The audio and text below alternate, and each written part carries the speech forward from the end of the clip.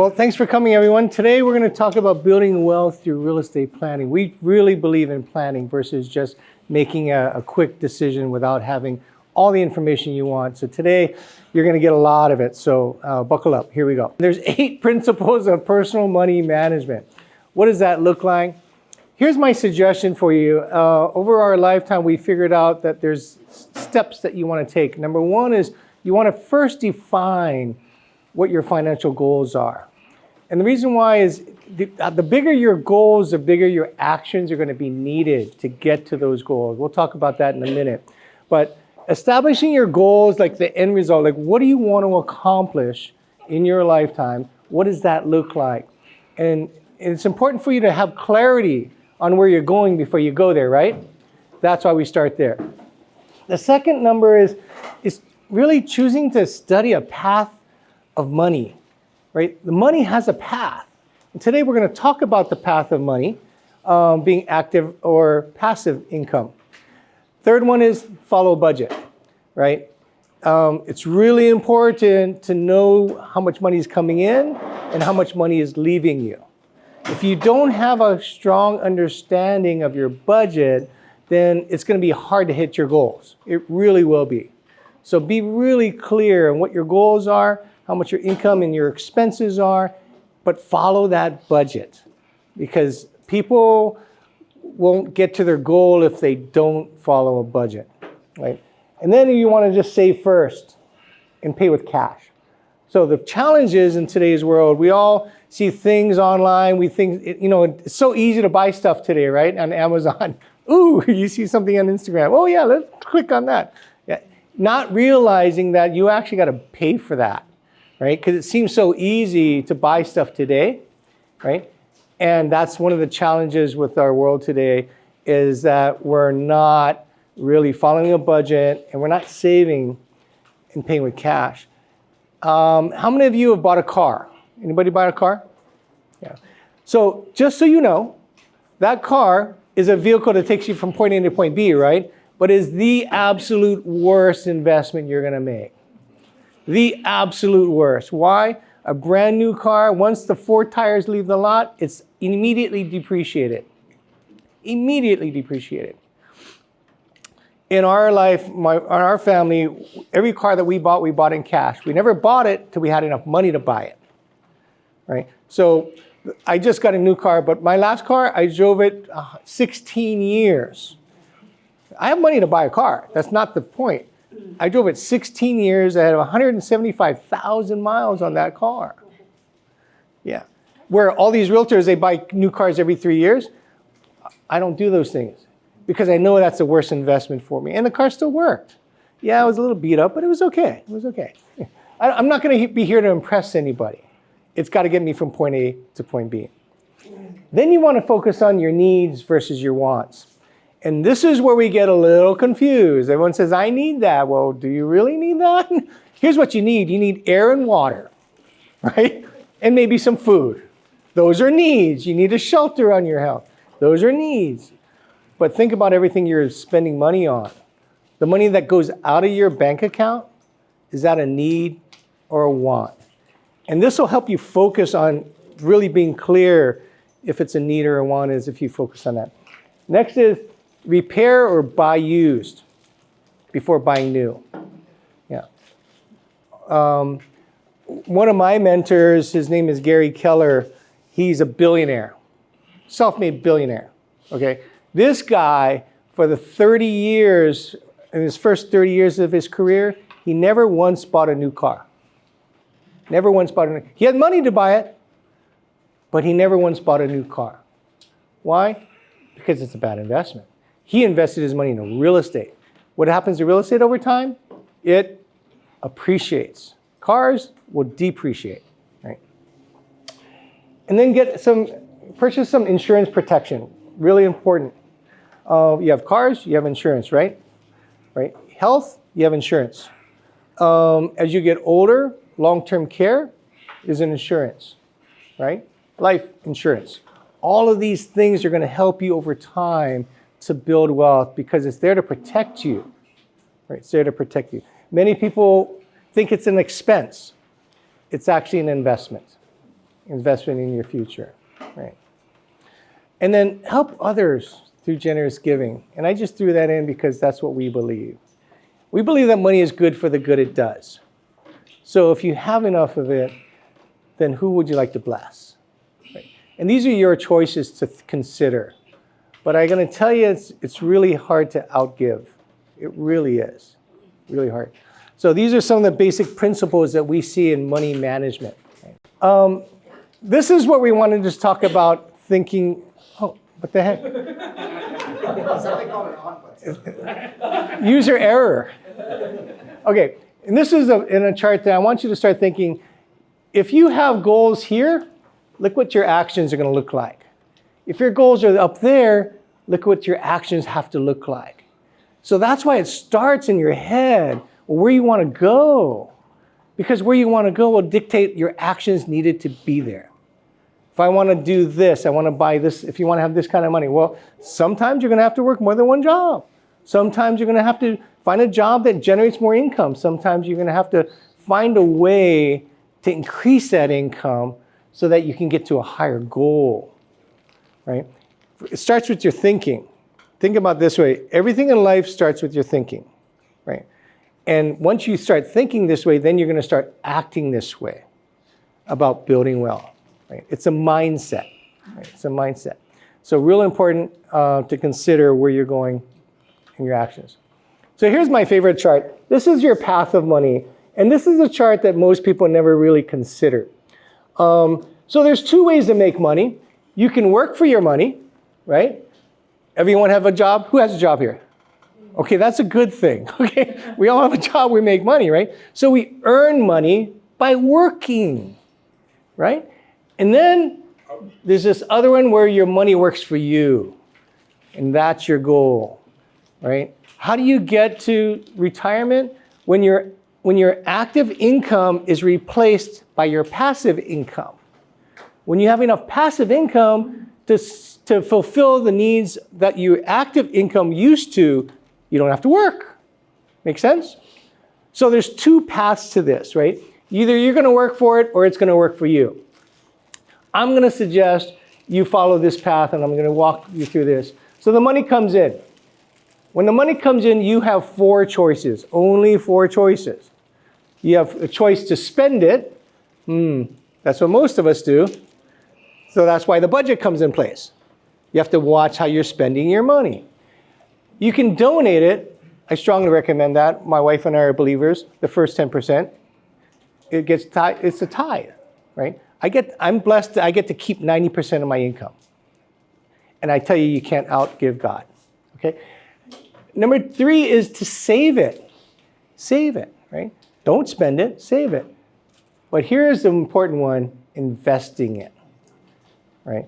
That's where you want to get. You want to get to a point where you can have your money start working for you. And the only way to do that is to invest it, right? So when you invest it, you have 2 basic investment choices. You can lend it or you can own it. Let me walk you through that. What does that look like?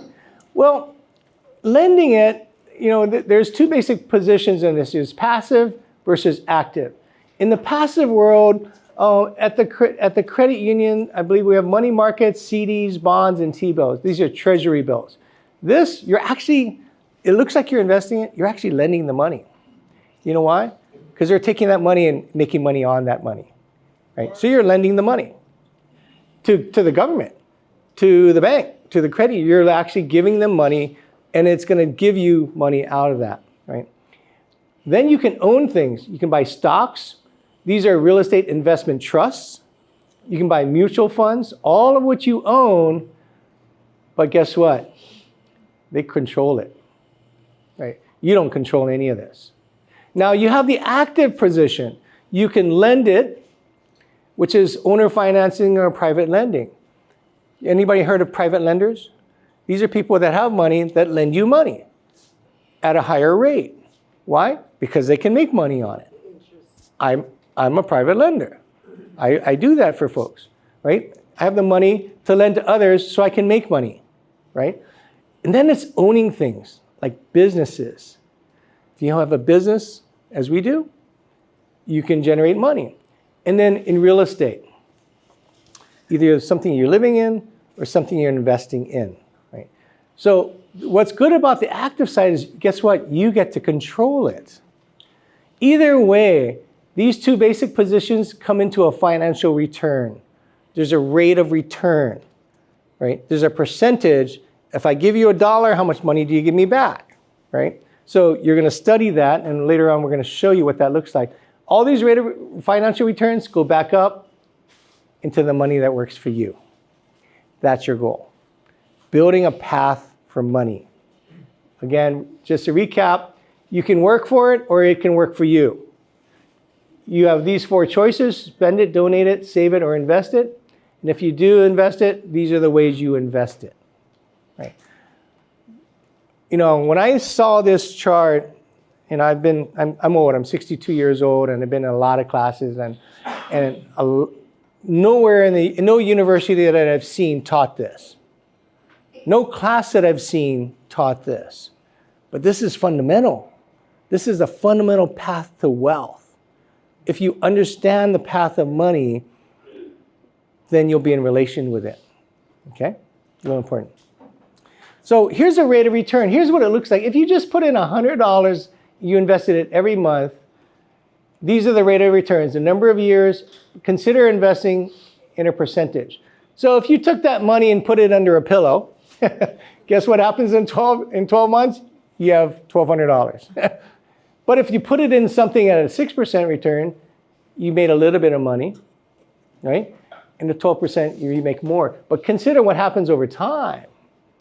Look at these numbers. See, money grows over time, not overnight.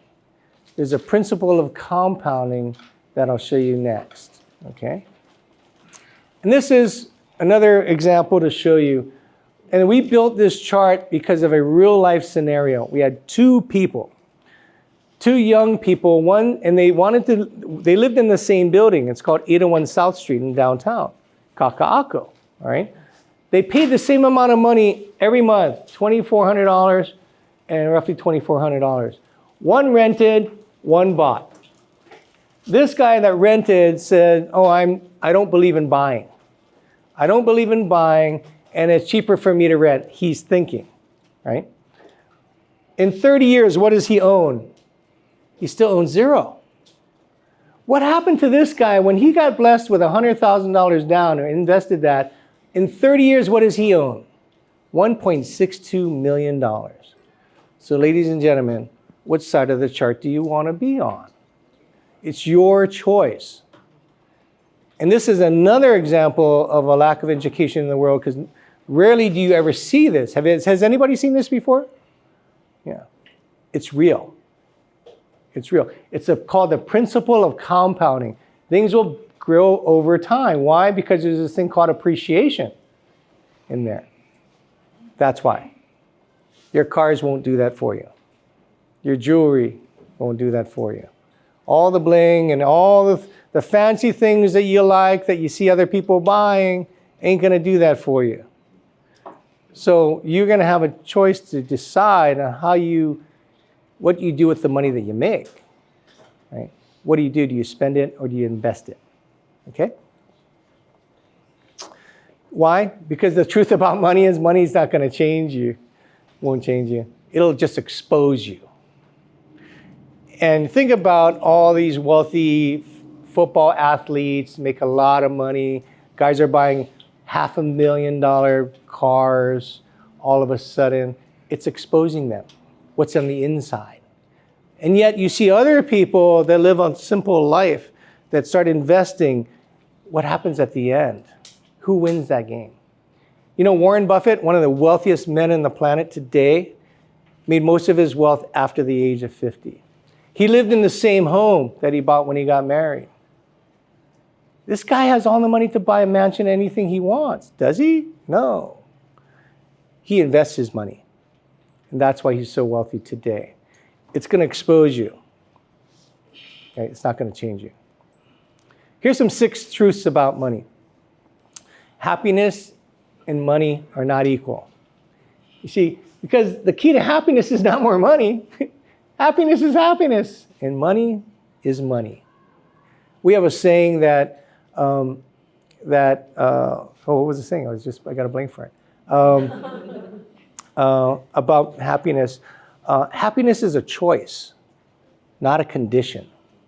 See, people think that I'm going to be happy when, I'm going to be happy if. No. Happiness is a choice. How do I know this? Because I've gone to third world countries and I've seen people with zero and they're happy. And yet you see wealthy millionaires, multimillionaires committing suicide. How come? Because they are attaching their happiness to money. That's the problem you're seeing in the world today. I'm going to suggest happiness is happiness, and it's your choice. And it's not a condition of the world, right? You get to choose.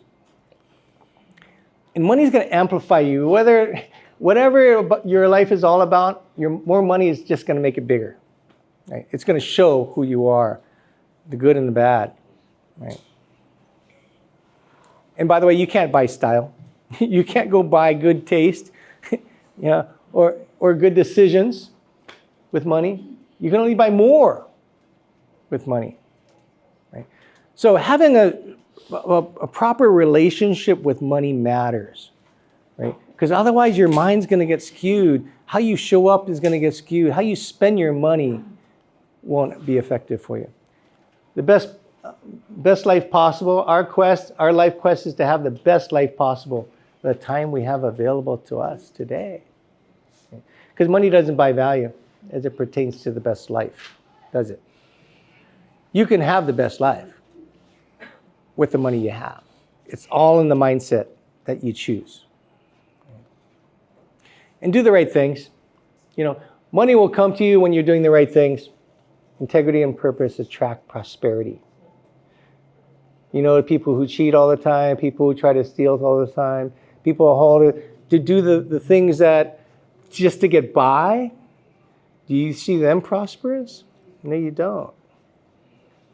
There's a reason for that. And money does have rules. Money has its own set of rules and disciplines. Because if you choose to learn them, you're going to be financially literate. And that should be your goal. If you want to build wealth, understand the path of money, understand how money works to your benefit, and know that it's not going to change you. Right? It'll expose you.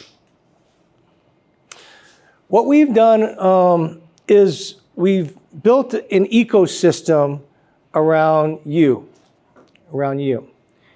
And on the top here, we're the real estate wealth advisor. We're the connector bee. Our job is to guide strategy for you, to create a plan for you, right? And ensure that all the worker bees, these are all worker bees, work on your behalf, are all in alignment. Make sure that all your assets are performing well. That's our job. Right? Then you have a tax bee. Everybody pays taxes, I hope. Yeah, you pay taxes. You have a CPA or a tax consultant, right? Their job is to minimize taxes, increase efficiency of your money, and ensure that you're in compliance with the IRS, so you don't get audited.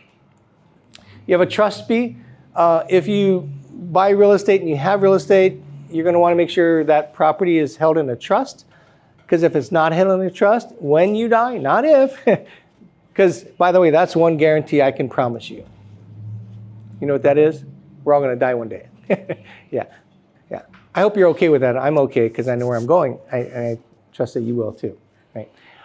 But yeah, if you don't have it in a trust, you're going to go to probate. Not you, your assets. What happens when it goes to probate? The people you love the most are going to get exposed to the rest of the world, and the judge will decide what happens to what you've built in wealth. You won't be able to decide. A judge will decide that. Okay? So make sure you have a trust at some point. Then you can have a financial advisor. If you're making money, you want to make sure that money is making money for you. And that's important to know. And so what they do is they align your real estate with your retirement, investment, and long-term financial goals. That should be their goal. Like, you have a property manager if you have investment properties to make sure the income is coming in. You've got an insurance professional. They're a protector bee. They shield you from liability, right? Make sure that you're protected And finally, you have an attorney, a legal B, that creates a structure, the trust, the LLCs, things that are going to protect you and your wealth. We've designed this for one purpose, to collaborate worker bees to protect you, the queen bee. We call you the queen bee. Okay? This is who we work for, because your goal is about your family, right? Building a legacy with what you got. For the benefit of the drone bees, which is your lineage, your kids, your next generation. Right? And our goal is to create honey so that you can have the life you desire. This is what we're building, and this is what we're taking around the country. All around the United States, we're building this ecosystem in every city in America. That's our goal. Any questions on this? No? We're good? Go. All right. So building wealth typically is going to start with your home. If you don't have any real estate, we strongly recommend, unless you get a free place to stay, you're going to buy a place for you, right? For your home. Right? That should be the first investment. You're going to buy it. And, or if you have a place to live that's free, yeah, it's okay to buy an investment property. That would be the next thing. And when you buy an investment property, what you want to do is make sure you increase your cash flow, your cash on cash return. If you put X dollars in an investment, what are you getting back? Right? And what we do is we're going to measure that for you to make sure that you're making a wise decision. Right? And how do we do that? We measure your assets and we improve its performance. And later on, the guys will explain how that looks like. If you have an investment property, you have another benefit that the government gives you. It's called depreciation. Because depreciation, what they do is they take the improved value of that asset, they divide it by 27 and a half years, and they give you that money back. It reduces your taxable income, which basically makes you more money. Right? And so it's really important to understand that when you get to the level when you have investment properties, that's a silent benefit, roughly about 20%, that no one ever sees. Right? It's not real money, it's just you're paying less in taxes. Guess what happens if you pay less in taxes? You make more money. See how that works? Yeah. And then we're going to minimize or eliminate capital gains tax. And when you get to a certain level of wealth, estate tax. Estate tax will kick in the state of Hawaii over 5.2 million, in the federal government over 15 million per person. Right? At that level, it's a different type of planning involved. Right? So now we're going to talk about how you build wealth. I think Jay's going to help with that. Hi everyone, I'm JJ with the Ihara Team. So yeah, so Dan, just kind of went over all of the things that, I guess the first question for everyone in here, who in here has bought a home before? Raise your hands. Yeah, well, our goal is that, one day, everyone in this room one day raises their hand. And, Dan kind of talked a little bit about all of the reasons why, or all of the things that you can do to help get to that goal, right? And I think the biggest thing that we all hear, typically here in Hawaii is, man, buying a home is unaffordable, or there's no way we're going to be able to buy a home.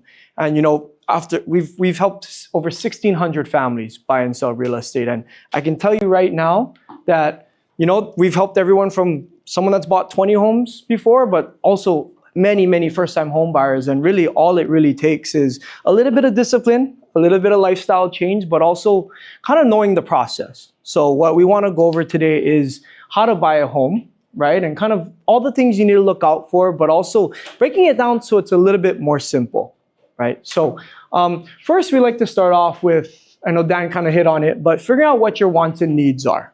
Right? There's always, like we always like to say, there's never going to be the perfect home, right? But in order to get your foot in the door and to get that process started you're probably going to have to take on a home that maybe doesn't have all of the wants you want, but just making sure that it has all of the needs that you and your family would need, right? So we do have this sheet here that's called our buyer's wants and needs form. All right, and for all of you in here, just let us know if you want this sheet. We can send it over to you.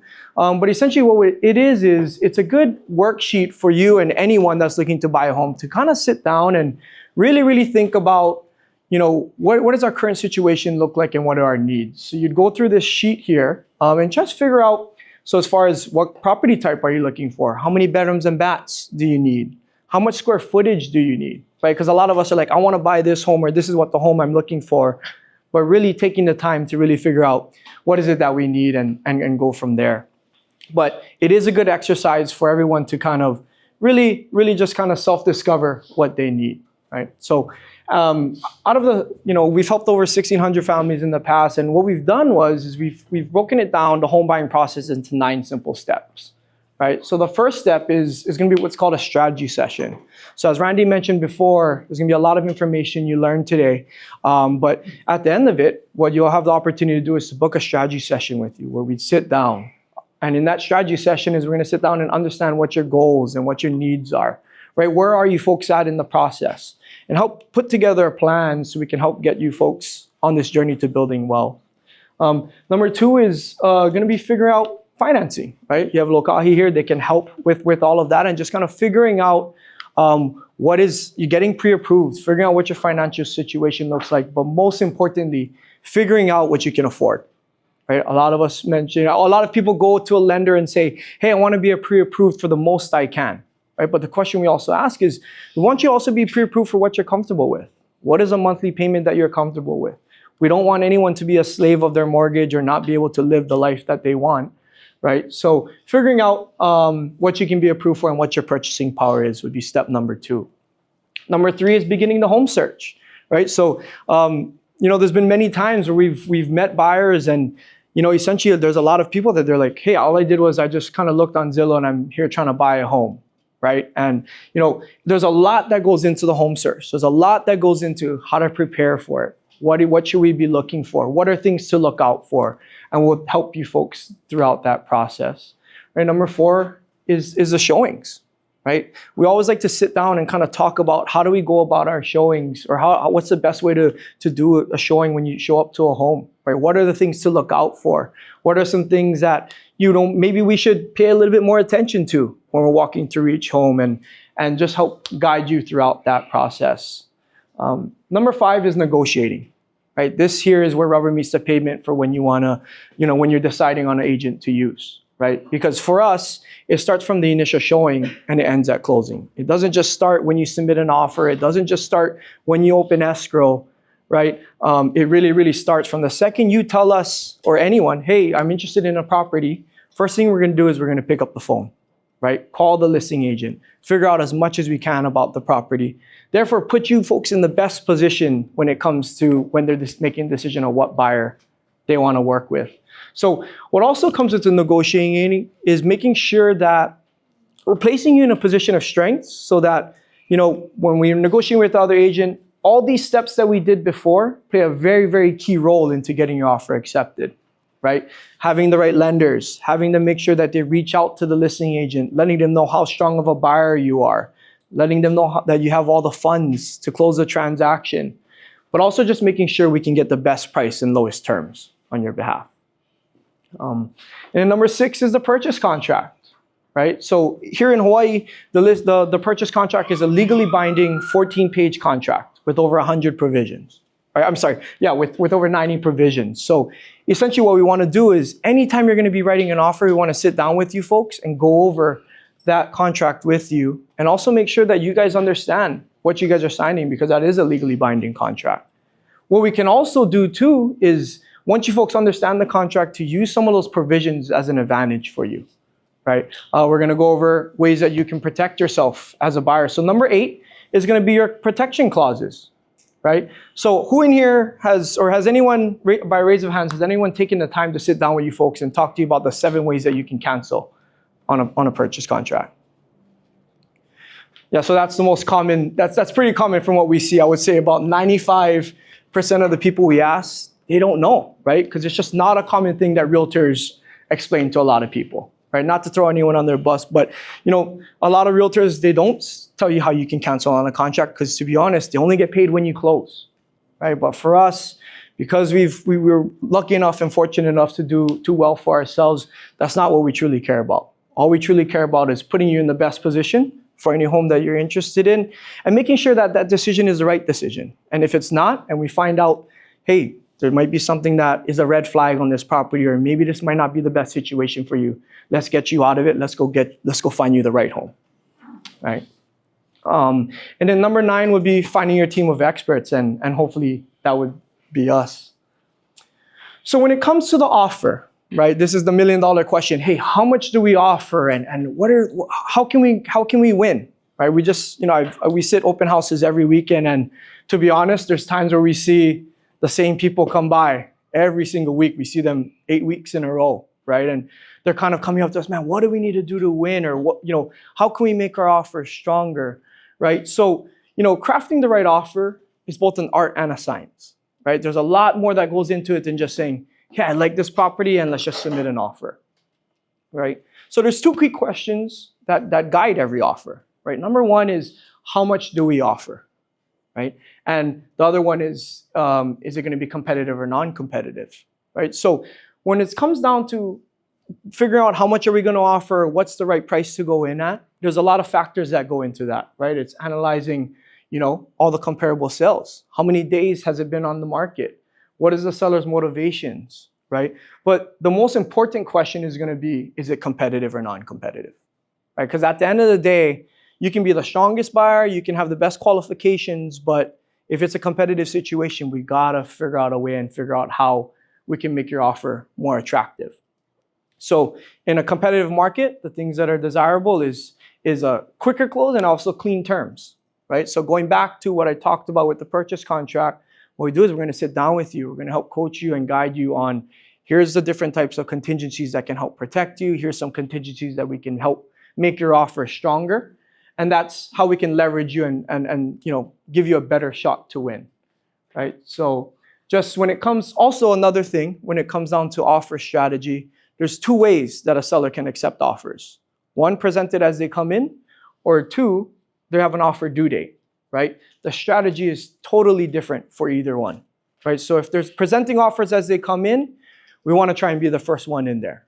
Typically, a seller is going to make a decision on, hey, if we get a good offer and we're happy with this offer, they're more likely to accept it and work with it, right? Rather than someone submits an offer and it's a good offer and we try to come in again and be the second or third, they're always going to carry a little bit more weight to that first one. So early bird catches the worm when it comes to offers presented as they come in.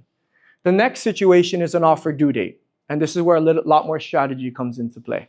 Right? So if they have an offer due date, what we want to do is figure out when that date is and figure out when they're going to be presenting offers to their seller. It's most likely going to be after that date. The concern or the common mistake a lot of people make is when there's an offer due date, they submit their offer right when they see it, and now that offer gets shopped that entire week until they make a decision. So again, going back to the strategy, what we're going to do is make sure that we have proper communication with any other listing agent to know how are you going to be presenting offers to your seller, because that could really make or break whether you get a home or not. So next we're going to talk about the 7 cancellation provisions. So this is the 7 ways that you can protect yourself as a buyer, right? And we feel anytime we sit down with any buyer, anytime we do any buyer's presentations, this is the most important thing that we want anyone to take away, right? Because these are the ways that you protect yourself. And if the home is not right, or if you find anything that is not to your liking or really significant, then you can cancel through these provisions, right? So the first one is the seller's disclosure statement, right? So when you open up escrow, typically within the first 5 to 7 days, you're going to get a seller's disclosure statement from any agent. And essentially what that's going to do is the owner's obligated to disclose any material fact that they're aware of the property, right? Things such, has there been any leaks in the unit? Or, has anyone passed away in the home? Are there any structural integrity problems? All these types of questions would be answered through a seller's disclosure statement. And, what we're going to do for anyone is we sit down with them and we go through the disclosure. Hey, here's some red flags that we should be aware of. Or, hey, you know what? This was actually a pretty clean disclosure. But yeah, that's one of the ways that you'd be able to get out of a contract. The other thing too is, even if you're in escrow, if something were to happen to the home, the seller's obligated to amend the disclosure statement as well, right? So if something happens later on, this is another way that you'd be able to figure out what you want to do from there. Number 2 is the J1 inspection period. So this is the period, it's the first 10 to 15 days of escrow. And essentially what this period is for is you're going to conduct your home inspection, or you're going to do all of the due diligence that you can on the home, right? So we highly, highly recommend anyone that's buying a home to do a professional home inspection. But also, if a home is older than 50 years old, we recommend that you scope the waistline, right? Anytime that we have a buyer, purchasing a property and they say, hey, do you have any home inspectors we recommend? We're always going to recommend a home inspector that does three things. One, they're going to crawl under the home. They're going to crawl in the attic, or if there is any crawl space in the attic, but also walk on the roof, right? Because those three things are areas that we may not be looking at when we're doing a showing, whether you're walking through an open house or you're doing a showing for 20 to 30 minutes. So it is super, super important that the inspector goes in and inspects those areas. But to give you an example of the J1 period, right? There's many times we go through transactions where the home looks really, really great. The home inspector goes in there and the seller made all these repairs and things like that behind the wall, and there's a lot of issues that arise, right? Or there's things that we just don't see that comes up. But during that time period, there'd be times where, honestly, we've had buyers where they're like, man, we really love the home, but the waistline is shot, and that's going to be a $20,000, $30,000 fix. And we say, hey, to be completely honest, it's whether you can take that on or not as a buyer, right? But what we don't want is for you folks to close and you find out 2 weeks later that, man, we flushed the toilet and now everything's backing up into the tub, and now you're stuck with a $20,000, $30,000 or even $50,000 bill, right? So very, very important, the J1 inspection period. Number 3 is the CCNRs or condo docs, right? So anyone that's buying in an association or buying in a condo, just keep in mind, this is gonna be a little bit of homework that you're gonna have. You're gonna have to read through some condominium docs. Of course, we'll be there to help support you. Maybe keep an eye out for any red flags.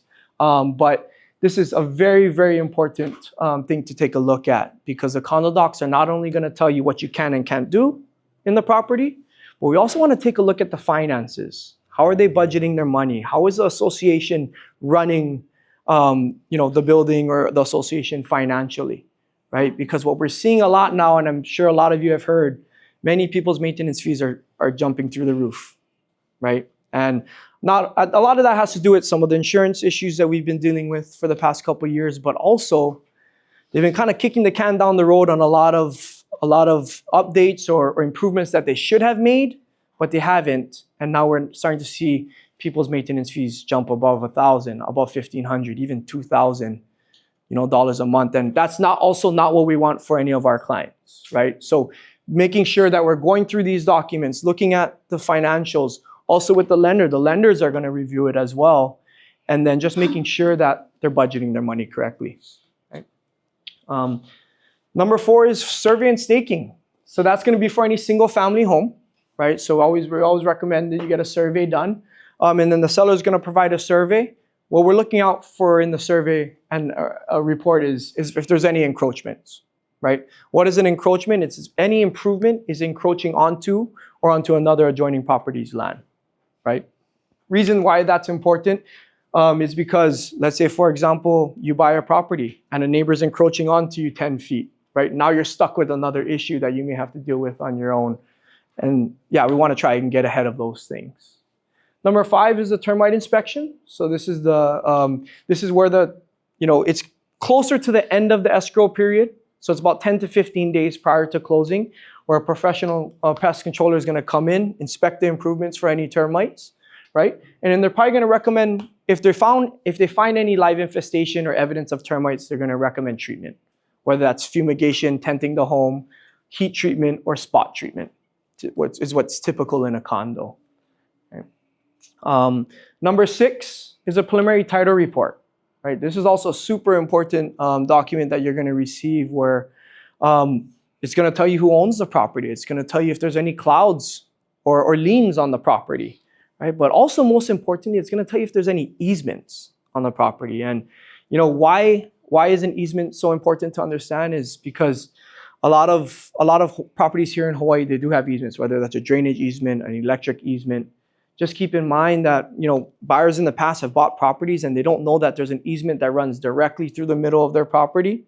And if their house, something ever happens to their home, or the home were to burn down for any reason, you wouldn't be able to rebuild today over that easement. And now you're kind of landlocked to a small portion of your lot. So very, very important that you pay attention to the preliminary title report and what that entails.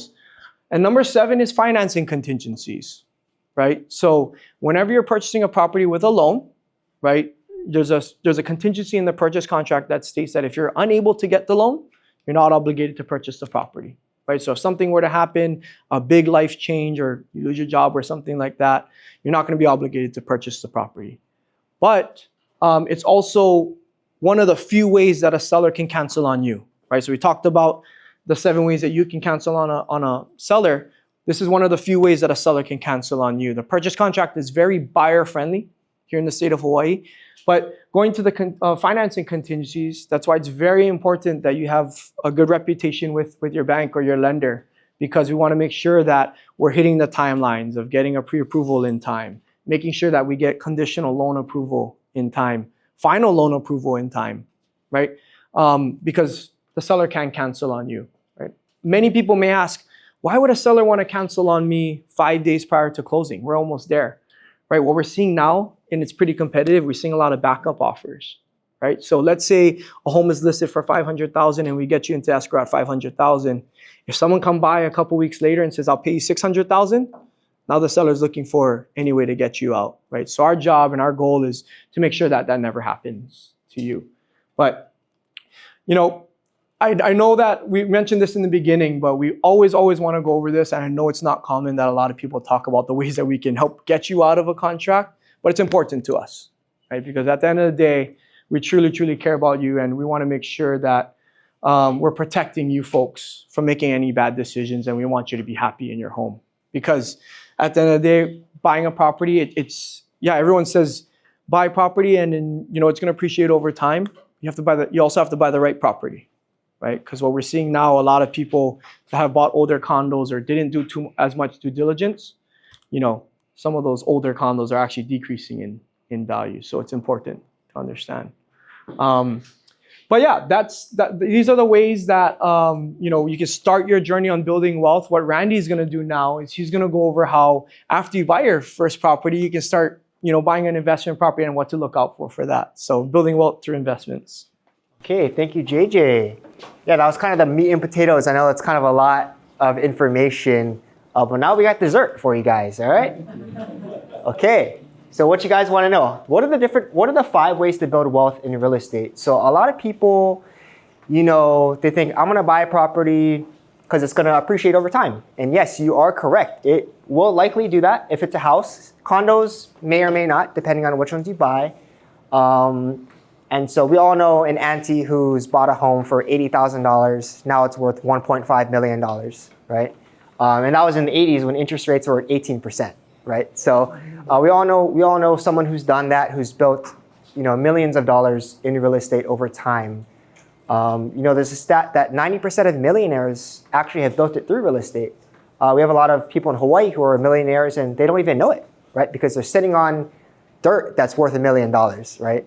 And so that's probably one of the largest reasons why you want to purchase real estate. But there's more than that, right? That's just one of the 5 pillars. The second is cash flow. What is the cash on cash return, right? How is my asset performing? So everyone out there who, you know, you have stocks, you have bonds, crypto, ETFs, whatever you have, you know what the rate of return is. But do you know the rate of return for your real estate? And most people don't measure that or don't track that. I was actually sitting at open house last weekend, and this guy's looking for an investment property. Jake was with me, and I asked him, oh, how do you know if it's a good investment property or not? And he just said, I just feel it. I just walk in, I just know, I just feel it. I'm like, okay, that's great. You know, like, would you want to learn, you know, the math side of it to see how it's actually performing? He's like, oh yeah, I'd love to. And that's actually what we're going to be covering in a moment here. So that's the second part of it. What is the cash on cash return, right? Because it's not only the appreciating, but if I give you $100, if I give you $1,000, how much am I going to get back, right? The next one is depreciation. This one is kind of a sleeper. Like, many people may not know what it is, but it's actually one of the ways that a lot of wealthy people pay no taxes, right? If you ever hear the millionaires, the billionaires that, you know, they make $1 million and pay no taxes, they could be doing it through depreciation. And it's a way that essentially you take a loss on paper, right? So let's say I have $1 million property. And so you can only depreciate of the value of the improvement, the structure, not the land itself, because the land appreciates, but the structure of the property you can depreciate. So let's just say you have a structure worth $1 million, right? What you can do is you can depreciate that whole property, technically in the first year, $1 million, and depreciate it to zero. And what that does is if you make $1 million, but you have an asset that depreciated $1 million, on paper you made zero income. And that's how people can make $1 million and actually pay no taxes, right? So that's kind of the high level of it. Of course, we are not tax experts. We just understand it, and we highly recommend speaking to a tax attorney about it. But we do have, Dan and Julie actually just did it, their two properties. They depreciated it, and the tax bill went down quite significantly, right? Because it's not what you make, it's what you keep, right? Because if I make $100,000, that's awesome. The government takes 40 of it away, not so awesome, right? So we all want to pay less taxes, and that's how the wealthy, they play that game, right? There's a game that they play, and we want to educate more people so that they can understand it, they can play it themselves, and save on taxes, right? Because we love the government, but I think we love our family more. The next one is leverage, right? Building wealth on others' money, right? In the simplest way of real estate, you can buy $1 million property, but you don't have to put $1 million in, right? In stocks, in crypto, you know, you buy $1 million of stocks, you have to put $1 million in. Real estate, though, you can use leverage. So you can buy $1 million property, but put $100,000 down, right? But the great thing is that the $1 million asset's appreciating at 4%, not the $100,000, right? And that's how you can leverage to build wealth and build wealth faster. That's your multiplier tool, right? To really building wealth quickly. And the last is the 1031 exchange to defer the capital gains or even eliminate capital gains taxes. And so this is going to be for investment properties. And it's essentially a way to defer and eliminate the capital gains tax, right? Because we all, a lot of clients come up to us and say, hey, I want to sell, but I don't want to pay $200,000 of taxes. And we say, great, we don't want you to pay that either. So we introduce them to the 1031 exchange, and we create strategies and plans to defer and eliminate that, right? And so we'll go over that in a little bit, and that's what we cover in our strategy sessions as well.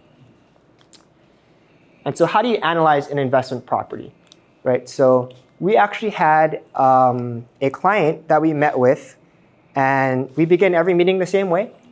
What would you like to accomplish in our next 60 minutes together? And he says, you know, my wife retired. I want to retire, right? I want to be there. I don't want to have to work. My wife's already retired. I want to be there. And we say, great. Well, what does that look like? What is it going to take to get there? And he said, right now I make about $2,000 a month of passive income. I want to get to $7,000. So I need to make $5,000 more income a month to get there. And he projected about 5 years more of work to be able to get there and save enough money to retire. And then we looked at his investment properties. And so he has an investment property. He had an investment property on the North Shore that was worth about $1.7 million. And he was making about $20,000. And $20,000, that sounds great. But when you look at it in the scheme of what the asset's worth, he was making less than 1%. And so we measured it for him, which we'll go over. And he was making 1%, right? And so we took that and we put it into an asset that was generating 5%. He was able to generate that $5,000 extra to be able to retire. And he retired that year, and he was so, so happy, and we were very happy for him. And so this is what we call our asset performance test. We can run this for anyone who wants to sit down with us. We can help them run this for you. Essentially, a couple things here. First thing we want to do is look at the current market value, right? What is it worth today? And so we can help with that as well. And then what are you getting in rent, right? What is the rental income? That could be obviously what the tenant's paying, but it could be other sources of income, maybe parking or some other things that it's generating. But mostly it's just going to be the rent. And then what is the expenses? So everyone's going to have property taxes, insurance. You may or may not have a property management fee, depending if you're renting it yourself or having a property manager. And then HOA fees and any other fees. If you have a yard man that goes every month, whatever that may be, we just throw it all in there, right? So this person who has an asset worth $1.2 million, he's stoked. He's like, man, I'm making $4,000. I'm doing great, right? And when we look at the math, he's actually only netting $2,500 a month or $30,000 a year, right? And when you compare it to the $1.2 million, he's actually getting a 2.58 rate of return. And that's best case scenario, right? So that's what we call the gross cap rate. However, because we invest ourselves and we help a lot of investors, we know that over time, things are going to break down. The washer, the dryer, the roof, right? The appliances, flooring, a leak, right? Things are going to happen over time, and they're going to break down. And so what most people do is they say, hey, if my sink breaks, I'm going to go and I'm going to pay for it, right? Because it's my property. And so what we do is putting on the investor hat is, why are you funding your investment? Your investment should operate independently of yourself, right? If you have a stock in Hawaiian Airlines, right? You put $1 million, you put money into it. If something breaks on the plane, they're not coming to you and asking you to pay for it, right? And so we want the investment to act on its own and fund itself. Because if you're continually funding it, then the numbers are really skewed and it doesn't really show the actual rate of return for the property. So we have CapEx reserves, right, when stuff breaks down, and then we have vacancies. So whenever the property is vacant, right, like one month it's vacant, it doesn't even cover this for the whole year, right? So we estimate the average tenant's about 1 to 2 years they stay.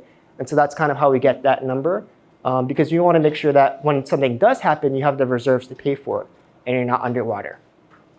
And so when you take in the capital expenditure reserves and the vacancies, he's now only making less than $2,000 a month or $23,000 a year. And he's actually now getting a 1.98% return, right? And so most people don't measure this or know how to measure it. And so this is what we help our clients with. Any questions on this? Okay. And here's another example of the same property. The property is worth $1.2 million for both of them, but this guy's getting $7,000 of rent, right? And so you can see this is a scenario where he's making 4.23% or 5.2% gross. So this is, in Hawaii, it's very hard to make 4 to 5%, I would say, because the values are so high and the land is worth so much and the rents haven't increased to the rate that the homes have appreciated, right? And so pretty much everyone that comes into your office is getting between 1 to 2%, maybe 3%. But most people are this guy who's making that 1 to 2%. And so we can help them. We show them options of how do you go from a 1% to a 4 to a 5% and double your money every month, right? Because we always ask one question to everyone. It's, if you could make more money, would you? And who's going to say no to that, right? So we definitely help them. We want to share options, right? So here's what we'll do in our meetings. Part of what we do is that we're first going to measure their asset, right? Whether it's something that you want to buy, right? We're going to measure it because we want to know what you're buying, what the rate of return is for that. Or if you have a rental property, right? I know a lot of people come to us and ask, hey, should I rent it or should I sell it, right? And what we do is we go through this exercise where we measure it, because if it is good performing and your goal is to make money, then hey, you should keep it because it's a good investment. But if it's not, then we can share options to either increase the cash flow, right? Make more money with what you have, or bless family. This is something that we're really big on, creating a pre-inheritance plan. And this is what Dan's going to share in a little bit.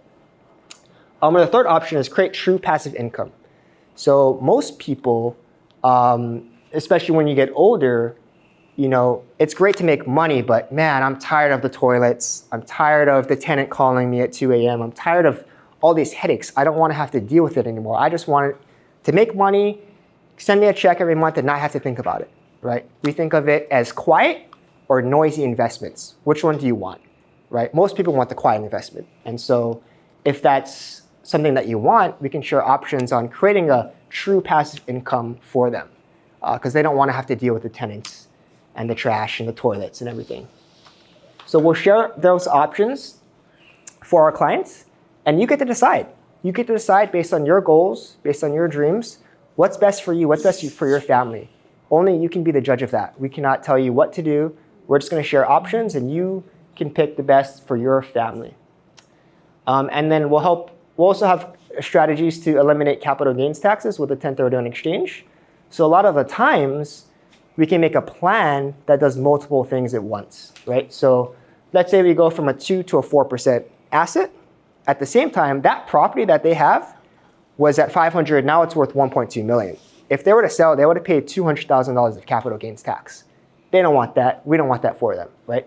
So with a 1031 exchange, we can go from a 2% to a 4%, at the same time deferring all the capital gains taxes, right? Creating plans to not pay any capital gains taxes, because that's what we want for our clients, right? Because at the end of the day, we want to help families build, protect, and pass on wealth. Okay. And here's an example of our DST option, which you can get through Lokahi as well. And this is what we share with our clients. So this is a real life scenario for one of our clients. And so they have a couple properties. And so this is what they're currently getting, the net cash flow. So they're currently getting $147,000 of income, right? And at 5%, right, we're just about doubling their income every single month. So we help them actually make an additional $145,000 every year. And so this is just an example of how we help clients. Obviously, this guy has quite a few scripts, but we do this for everyone that comes into our office. We want to help steward that wealth. And how do you help the next generation to buy real estate? So Dan's going to share what we do for pre-inheritance planning. But we understand a lot of younger kids can't afford to buy a home in today's market, right? Average home price is $1.1 million. And so how do you help the next generation buy real estate? And so Dan's going to share about that. Did you know, is your brain sore? Just like overwhelming? It's like your head sore? Like, yeah, it could be painful. But did you know that in 1990, 50% of 35-year-olds owned a home in 1990? 50%. You know what it is today? 7%. Yeah. Why is that? Because our income hasn't kept up with inflation of appreciation of real estate. Real estate's really grown over time, and our income hasn't, right? So how are young people buying today? Well, frankly, they're getting some help from their family. Many of them are getting help from their family. I'm going to walk you through a scenario that might help you see what that looks like. So mom and dad bought a property many years ago, and we're just going to call this for round numbers, $4 million, just as a round number. It was as an asset they bought, but over time it just appreciated like crazy, right? It was $1 million back in 1980, and now it's $4 million. It's a massive apartment building, right? And dad was the one that kind of managed it. He was the one that looked over everything. Mom didn't. And then when dad passed away, mom didn't want to deal with it anymore. She was tired of hearing the tenants not paying. She was tired of hearing the neighbors complain about the tenants, or one of the tenants just stopped paying, right? So she was just cognitively, mentally, she was stressed on that situation. So she comes to us and she says, Dan, I don't know what to do. I just don't want it.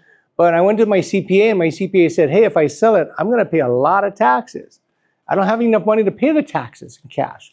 So I don't know what to do. I'm stuck. I don't want the property, and I don't want to pay taxes. And then she says, well, here's my another problem is I'm afraid my kids, when I go, they're going to fight over that thing, right? And that's one of the biggest challenges we have. So she comes to us and she says, what I do. I said, well, I asked her, do you need the income from this property to sustain the life you desire? She says, no, Dan, I don't need it. But I just don't want it anymore. I said, well, here's one way to do it. This is what we call a pre-inheritance plan, a plan that takes place prior to passing. Right?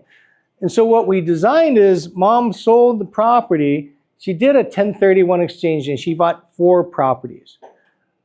And these 4 properties were not in the same area, right? That one property was in Mo'iliili. Nobody lives in Mo'iliili. Nobody wants it in Mo'iliili. One lives in Mililani, one's in California, one's in Florida, one's in Georgia. Nobody wants it in Mo'iliili. Where do they want it? They want it where their family is, right? So we go and sell that, and now we let the 4 kids predetermine what their inheritance is. They define what the replacement property is. Mom still keeps it in her name.